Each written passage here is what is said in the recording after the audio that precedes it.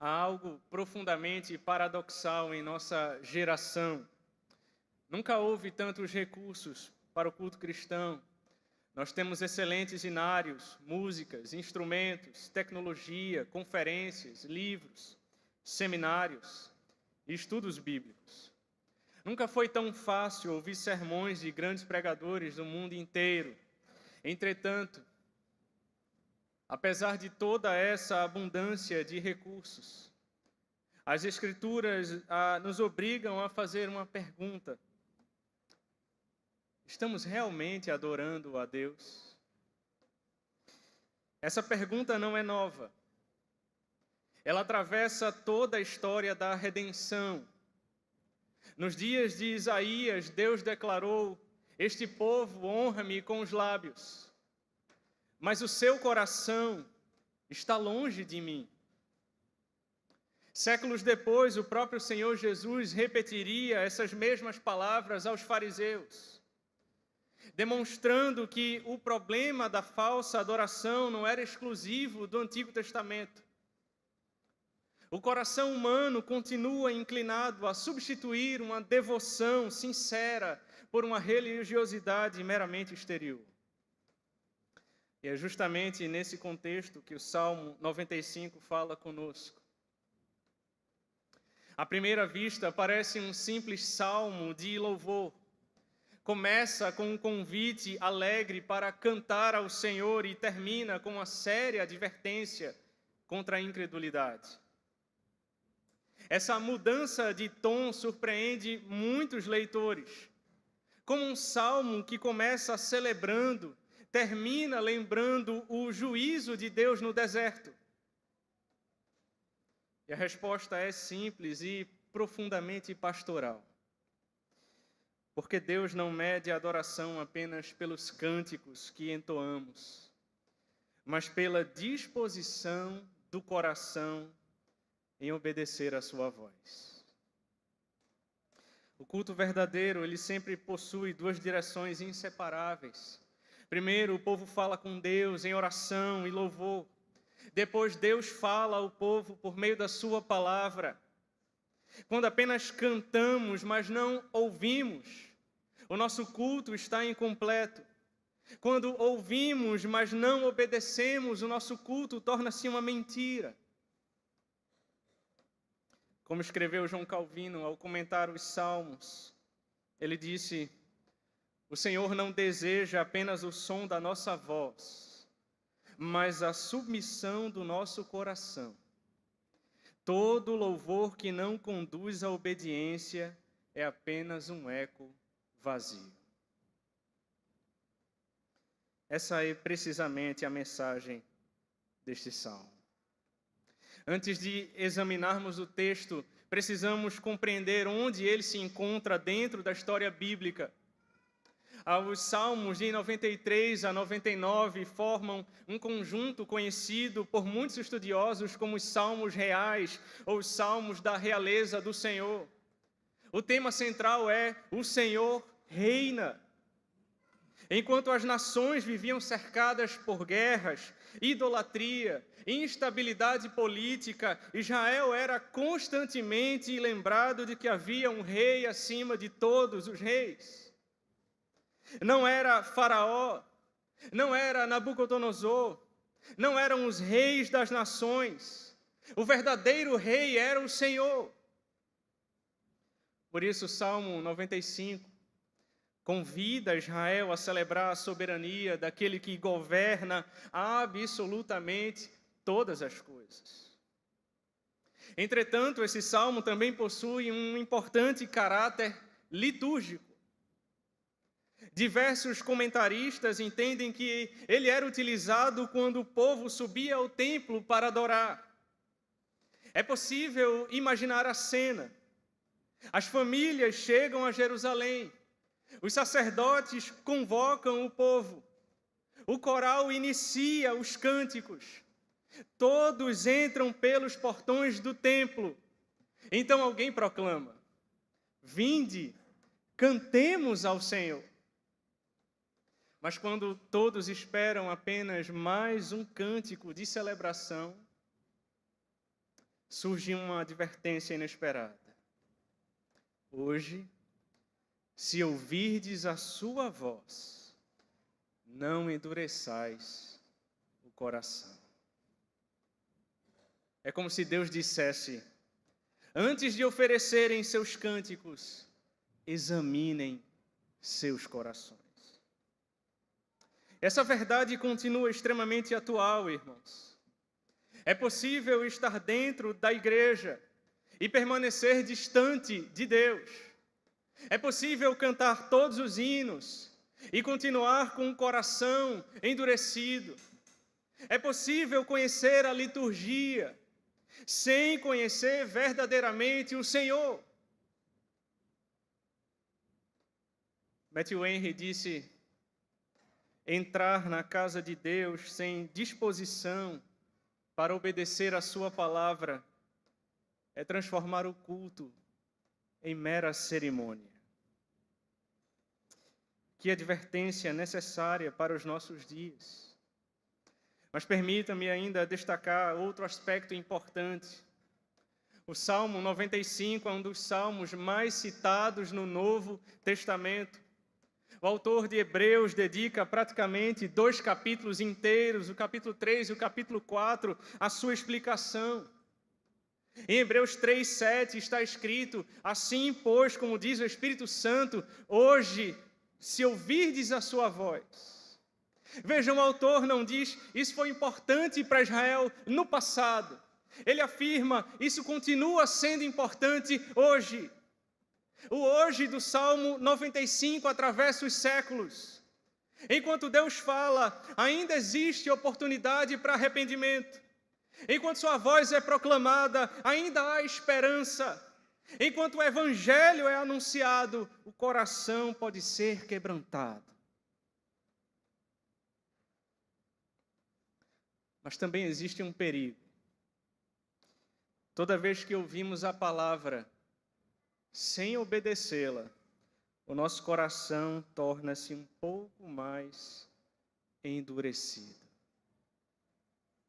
Por isso, o puritano John Owen disse: o endurecimento do coração raramente acontece de forma repentina. Ele cresce lentamente cada vez que a consciência rejeita a verdade conhecida. Essa observação deveria nos causar santo temor, irmãos.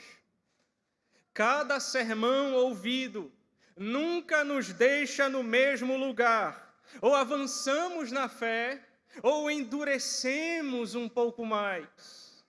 Não existe neutralidade diante da palavra de Deus. Se tivéssemos de resumir todo o Salmo 95 em única frase, nós poderíamos dizer: a verdadeira adoração começa com louvor, aprofunda-se em reverência e manifesta-se finalmente na obediência. Observe a progressão do texto. Nos primeiros versículos, o povo fala. Nos últimos versículos, Deus fala. Nos primeiros versículos, há cânticos. Nos últimos, a exortação.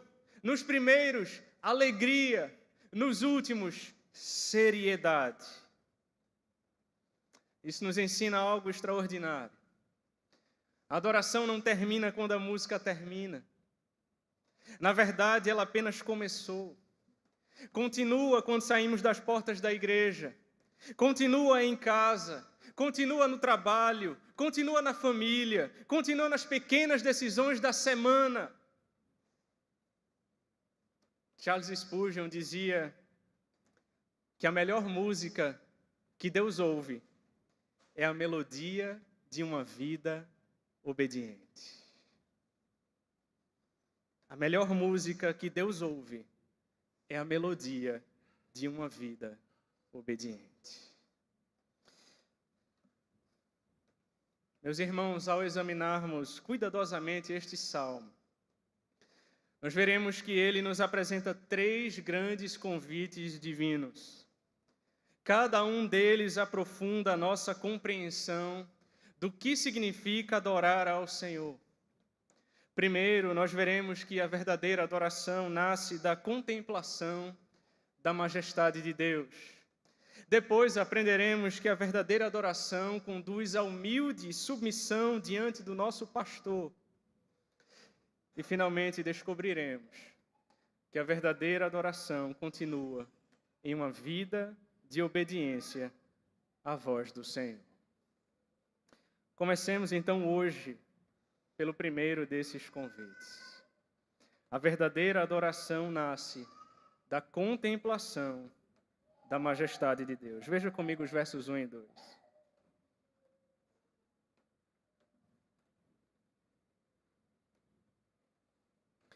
Vinde, cantemos ao Senhor com júbilo, celebremos o rochedo da nossa salvação. Saiamos ao seu encontro com ações de graças. Vitoriemo-lo com salmos. O primeiro detalhe que chama a atenção é que o salmista não inicia com um mandamento frio. Ele começa com um convite caloroso. Ele diz, vinde. Essa pequena palavra aparece repetidamente nas Escrituras, quando Deus chama o seu povo para desfrutar de sua comunhão. É o mesmo Espírito encontrado em Isaías, vinde e arrazoemos. É o mesmo convite de Jesus, vinde a mim, todos os que estáis cansados. O Deus da Bíblia não apenas ordena que adoremos, Ele nos convida à sua presença. Há uma diferença importante entre a convocação de um tirano e o convite de um pai amoroso. O Senhor, em sua graça, Ele chama pecadores redimidos para se aproximarem dEle. E esse convite também revela que a adoração é uma resposta à iniciativa divina. Não fomos nós que encontramos o caminho até Deus. Foi Ele quem nos chamou. Toda a vida cristã começa com a graça soberana de Deus. Antes de levantarmos a nossa voz em louvor, Deus já havia levantado a sua voz para nos chamar.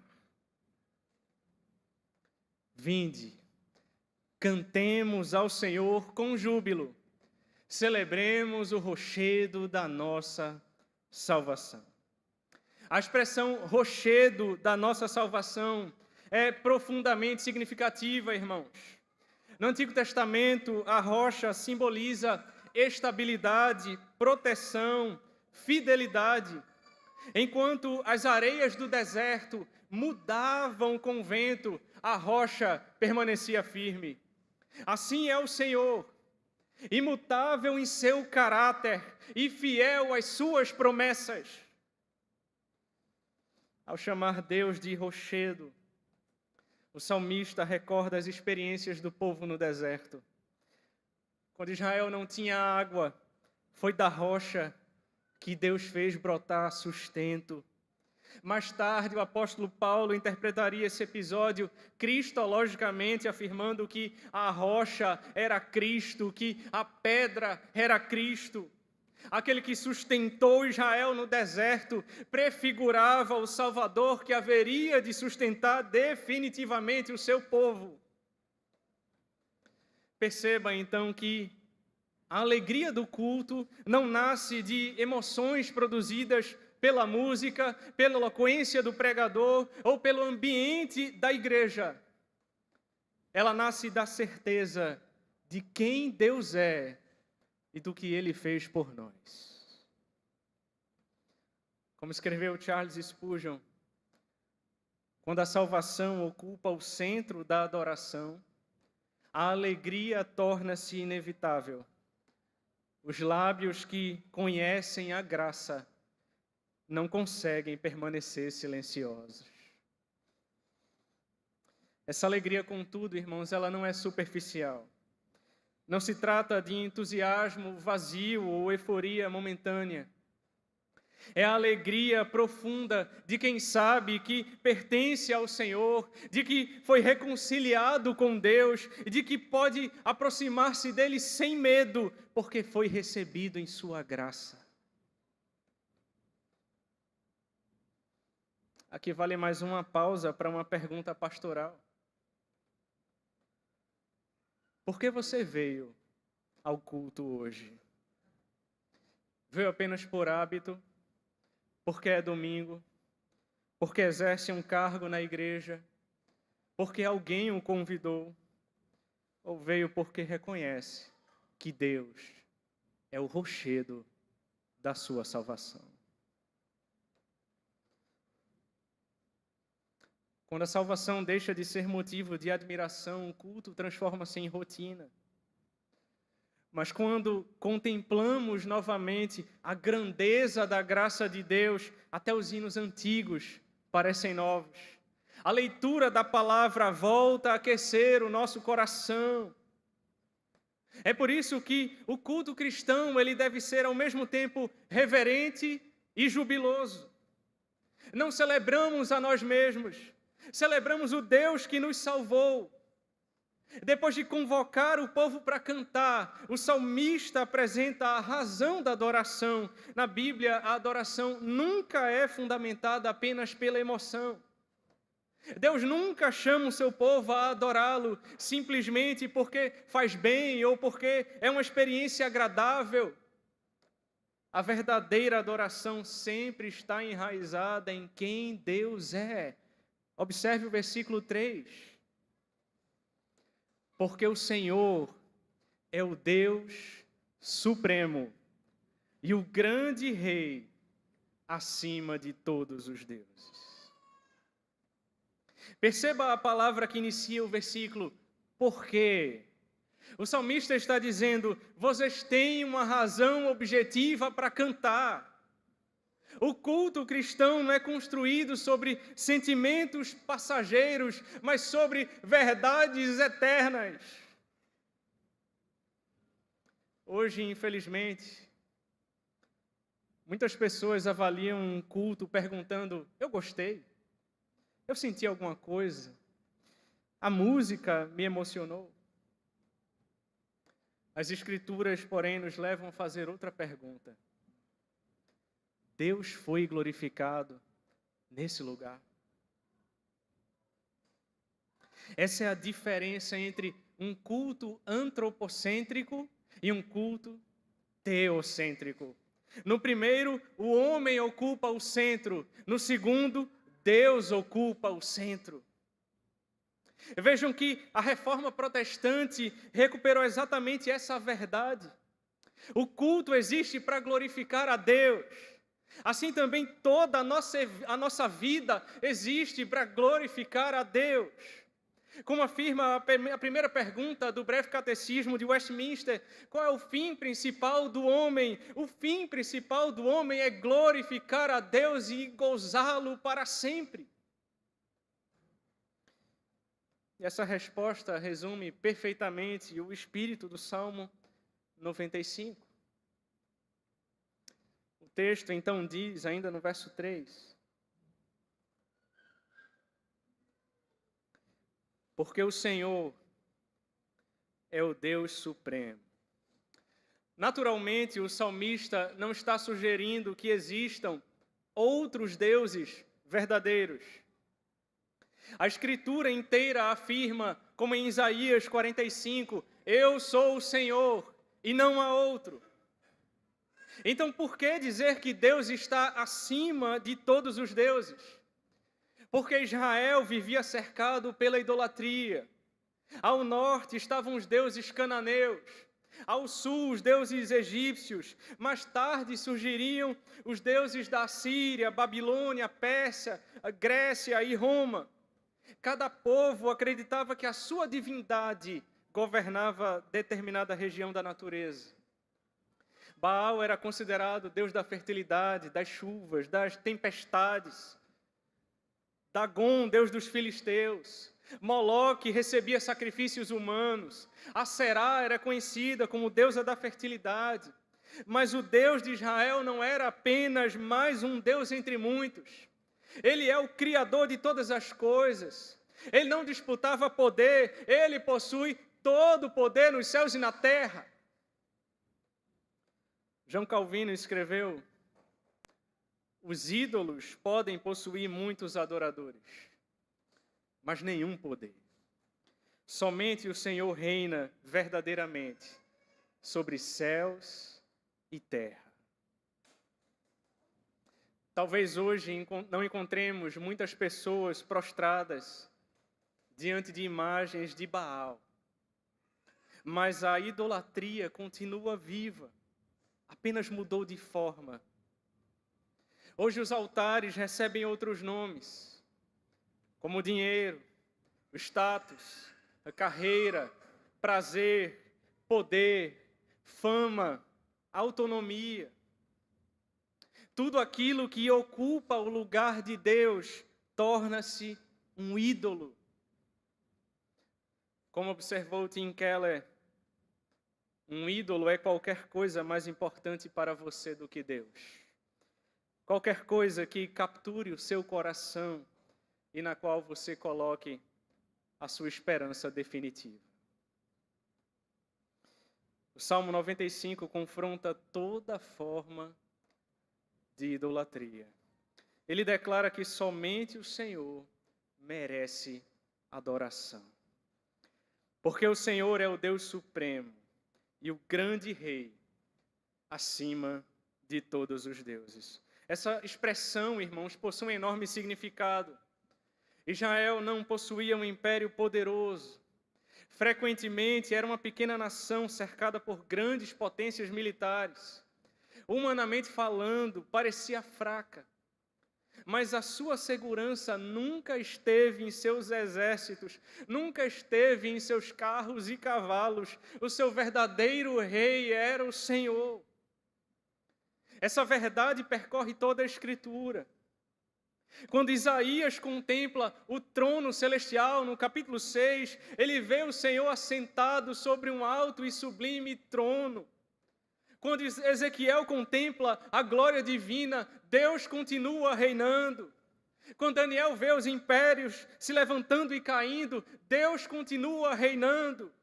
Quando João escreve o Apocalipse, perseguido pelo Império Romano, a primeira visão que ele recebe não é de César, é do trono de Deus. Porque antes de qualquer acontecimento da história existe um trono, e esse trono nunca esteve vazio. Charles Spurgeon escreveu: os homens imaginam que governam a história,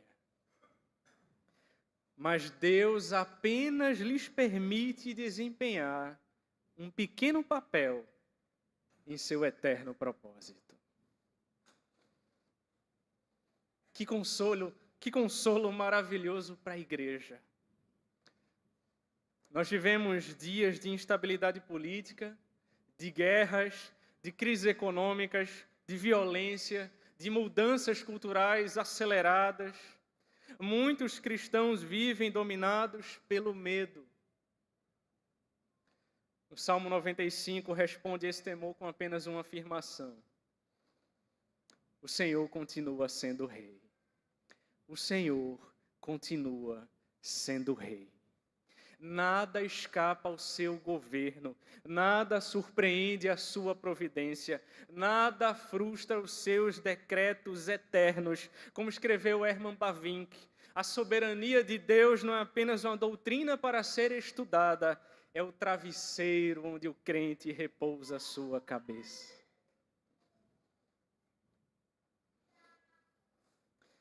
Depois de apresentar Deus como rei, o salmista amplia ainda mais a nossa visão. Ele escreve, vejam comigo, versos 4 e 5.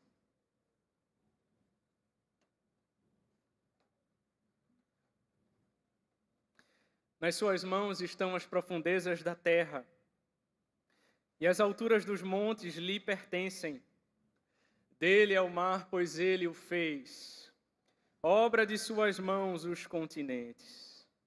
Perceba que o salmista descreve toda a criação, as profundezas, os montes, o mar, a terra seca, nada ficou de fora. Na mentalidade antiga, cada elemento da natureza era associado a alguma divindade pagã. E o salmista desfaz completamente essa ideia. Abraham Kuyper disse: não existe 1 centímetro sequer em todo o universo que Cristo não diga, é meu. Tudo pertence ao Senhor. A expressão nas suas mãos é extremamente bela, irmãos. Na Bíblia, a mão de Deus simboliza poder, autoridade e cuidado. O universo inteiro repousa nas mãos daquele que criou todas as coisas. Aquilo que para nós parece um gigante, para Deus cabe na palma da mão. Isaías declara: quem mediu com a concha da sua mão as águas? Amados irmãos, nós olhamos para o oceano e nos sentimos pequenos. Deus olha para o oceano como quem segura algumas gotas na sua mão. Esse é o Deus que adoramos. É interessante perceber que o salmista fundamenta a adoração na criação. Por quê? Porque a criação revela quem Deus é. Paulo afirma em Romanos capítulo 1 que os atributos invisíveis de Deus são percebidos mediante as coisas criadas. A criação funciona como um enorme púlpito. Cada montanha proclama sua majestade, cada estrela anuncia sua glória, cada nascer do sol testemunha a sua fidelidade. João Calvino afirmou, ele chamou a criação de o mais belo teatro da glória de Deus. O mais belo teatro da glória de Deus. Quando contemplamos a criação, estamos assistindo a uma manifestação pública da majestade divina. Não é à toa que o salmista disse que os céus proclamam a glória de Deus e o firmamento anuncia a obra das suas mãos. Infelizmente, o pecado nos tornou distraídos. Passamos pelos milagres cotidianos sem percebê-los. O nascer do sol tornou-se rotina. A chuva tornou-se rotina. O respirar tornou-se rotina. Mas eu quero lembrar você hoje que tudo continua sendo sustentado pela providência de Deus, sem a qual, certamente, não estaríamos aqui hoje. Como ensina Hebreus 1:3, ele sustenta todas as coisas pela palavra do seu poder. Isso significa que Deus não apenas criou o universo, ele continua governando o universo. Nenhuma folha seca pode cair de uma árvore sem que Deus permita. Nenhum fio de cabelo pode cair da sua cabeça sem que Deus saiba, sem que Deus permita. R.C. Sproul gostava de afirmar que se existisse uma única molécula rebelde no universo, Deus deixaria de ser Deus. Essa frase resume de maneira brilhante a doutrina da soberania divina. Deus criou todas as coisas, ele governa sobre todas as coisas. À luz do Novo Testamento, a nossa compreensão torna-se ainda mais profunda. João inicia o seu evangelho dizendo: todas as coisas foram feitas por intermédio dele, e sem ele nada do que foi feito se fez. Paulo acrescenta, escrevendo aos Colossenses: pois nele foram criadas todas as coisas, nos céus e sobre a terra, as visíveis e as invisíveis, sejam tronos, sejam soberanias, quer principados, quer potestades, Tudo foi criado por meio dele e para ele. Ele é antes de todas as coisas. Nele tudo subsiste. Ele é a cabeça da igreja, do corpo da igreja. Ele é o princípio, o primogênito de entre os mortos, para em todas as coisas ter a primazia. Meus irmãos, o Deus celebrado no Salmo 95 aponta para o próprio Filho eterno.